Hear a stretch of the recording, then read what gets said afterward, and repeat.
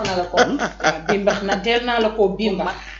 sanction yi nga xamante ne bàyyi na ko Donald Trump dem ci kenn si sunu naataango bi nekk fële ci CPI gis nañ réaction bi ci suivre bàyyi ko ci le premier ministre Ousmane Sonko mi ci réagir à la suite benn communiqué bu bàyyi ko ci ministère bi madame Yacine Fall jiite ñaawlu sanction yooyu ñu jàpp ni c'est injustifié tegu ci kaw cour pénale internationale rawatina doomu sénégalais boobu c'est du Ousmane Sonko.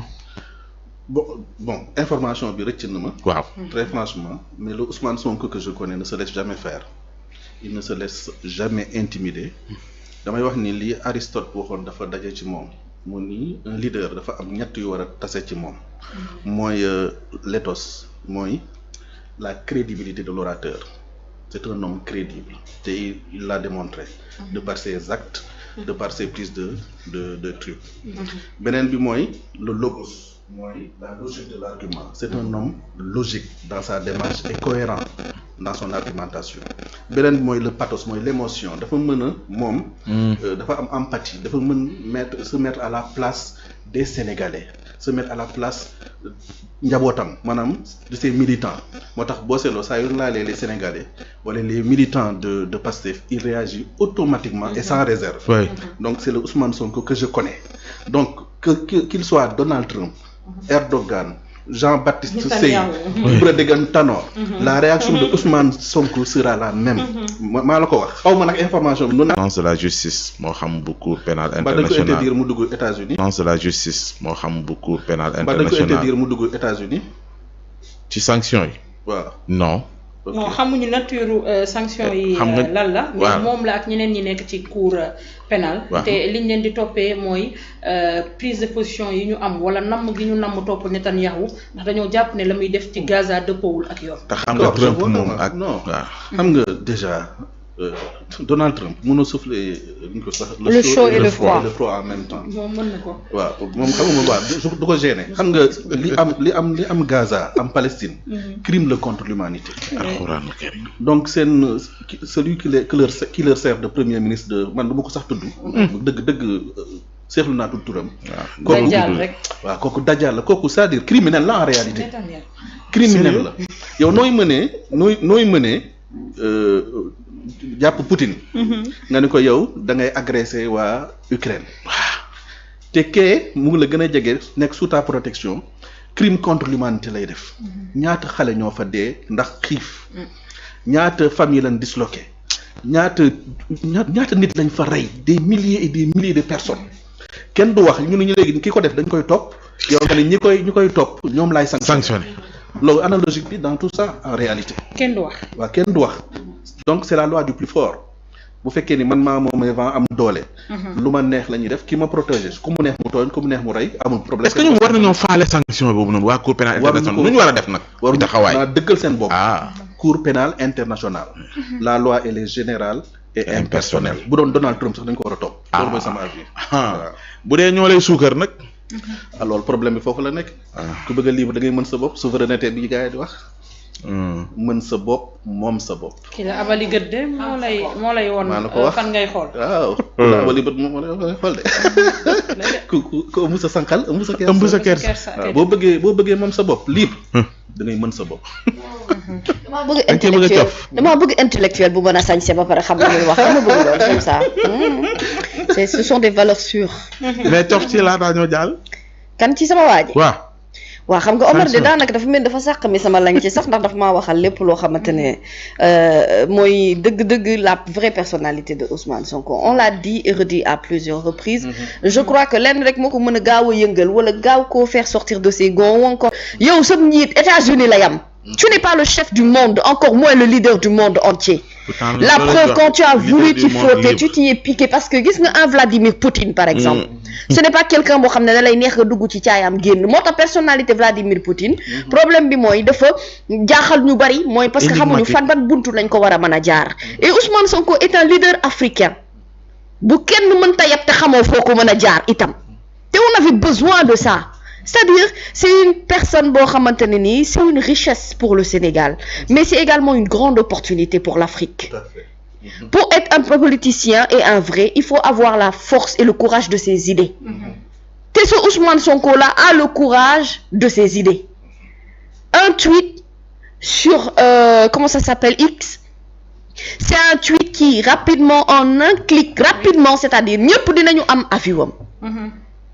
Donald Trump, à un moment donné, je crois il va falloir que moom ay nit ñu koy oser wax ne ko il y a des limites à respecter en matière de diplomatie.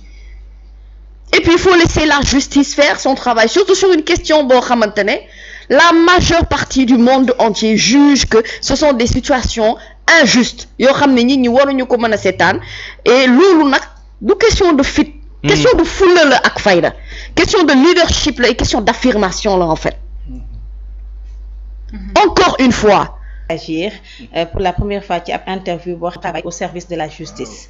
nee na dafay rester serein ak sentiment que ne moom liggéeyam dong lay def, loolu la déclaré. waaye soutien fort bi nga xam tam autorités yi def nañu ko, loolu itam gis na ko en tant que magistrat. moom xam na ne dafa nekk ci essence su fonction de contrarier des gens, surtout ñi nga xam ne ay puissants lañu. Donc moom apprendre na à faire face à cela. Mais face aux États-Unis ne la situation dafa jël beneen dimension. moom mooy wax ba tey ci Alassane Samba Diop nee na dafay décrire ampleur concrète sanction gel des avoirs accessibles aux États-Unis, annulation de visa, suppression de cartes bancaires liées au réseau, Visa, Mastercard ou American Express. Yëpp institution ci monde bi nga xam ne def transaction ak dollar wala États-Unis dañu sommé ñu arrêter offrir leen ay services sous peine de sanction. Donc nee na dafa terrible, loolu la alerté. nee na nag malgré pression bi nga xam ne mu ngi koy subir dafay rester debout di servir li nga xam ne mooy justice pénale internationale. comme ni mu ko doon defee ci justice dëkkam. li mu conclure nag mooy bu ñu ko si on ne fait pas face malgré les difficultés, ce sera le règne absolu de la tyrannie. te loolu dafa nekk lu c'est pas acceptable. nekk na loo xam ne kenn mënu koo nangu. donc ci waa immédiat yi nag ñoom ñoo ko jël téléphone mu daal di réagir en exclusivité si ñoom. man lii laa gëm pas Ousmane. maa ngi jégalu. allez-y c'est les Africains forts. il faut que ñu mën a affirmer. bu ñu duggee ci enseignement Maguel bi dinañ ci dugg. l'affirmation de soi. nit da ngay xam sa bopp xam say valeurs. gis nga Afrique moom mooy futur àdduna bi. te dafa laaj futur àdduna boobu mu laaj ay ñu ko jëmmal ay nit ñu am taxawaay maanaam am crédibilité ba pare gëm seen bopp bañ a ragal kenn. donc loolu boobu doomu Afrique moom lañ soxla fi ñu toll nii. te daa war a bari. multiplier un peu partout. tey ni mu jëlee courage am. dëggal boppam war na mën a am soutien. bu bàyyee ko un peu partout dans le monde. yu ko accompagne ci initiative bi dëggal ko par les Africains. ñu wax leen li ngeen bëgg a def du fi mën a nekkee. Cour pénale internationale africain yi rek les juger ak ñu néew doole. loolu mënul nekk. la loi elle est générale et impersonnelle. beneen bi mooy Donald Trump dafa fàttali dafa am un nouvel ordre mondial. maanaam xam-xam bi changé na de camp. alal ji changé na de camp. xam-xam baa ngi Chine alal baa ngi Chine ma nga ci BRICS ya. BRICS waaw mu ngi ci Chine mu ngi ci Russie mu ngi ci Inde mu ngi ci Afrique du Sud et cetera et cetera ñun. BRICS yi xalaat sax bay. concurrencer le même le dollar. xam na ko barki ne boo jaay Poutine ba mu demee lan moo tax jàppuñu ko te moom mandat d'arrêt international. jeex na tu confirmes ce que je dis. kër gu am même bu dee xam nañ ni Alaska sax ci moomeelu États-Unis la. gis nga estime maanaam nga bëgg ma yow. loolu duma la ko forcer mais nga respecté ma loolu force la. les forts ne respectent que les forts. dëgg la de kenn du ko respecté. baax na jërëjëf. déet Poutine daa am lu tax ñu koy respecté nag. am na ci ñaar de. waaw amul téléphone. yow nappaatekat yi la woon rek. waaye am na lu mën a lu fi mën a jëlee àddina. nappoon nañ ñu dañoo nappoon. militairement parlant. 40% de son budget ci militaire lay dugg. Poutine de waaw dina ko laaj président français ba dugg. 40%. te kii woon génn di ëpp. dama Poutine. Sarkozy xam na ko bu mu génnee nag. le président on a parlé de. ma ne ko di nga jaaxle kay. mais Omar. waaw loolu communication la waaw. dafa fekk si parce que ñaaray tax ñu ragal la. nga am. maanaam réponse militaire bu tax ñu bàyyi la xel wala diplomatie économique ñuy bàyyi xel ci économie boobu noonu démb le premier ministre Ousmane Sonko jàkkaarloog le secteur privé am na ay poñ yu bëri juróom-ñaar yoo xam te ne sax Mamy Samb sànq ci revue des titres am mu ngi ciy ñëw mais am kàddu gu mu rotal moom premier ministre Ousmane Sonko ne du lu ko neex du ko neex muy dégg ni un entrepreneur weer deena mënul fay ay salaire am ci biir ñi ko doon teewlu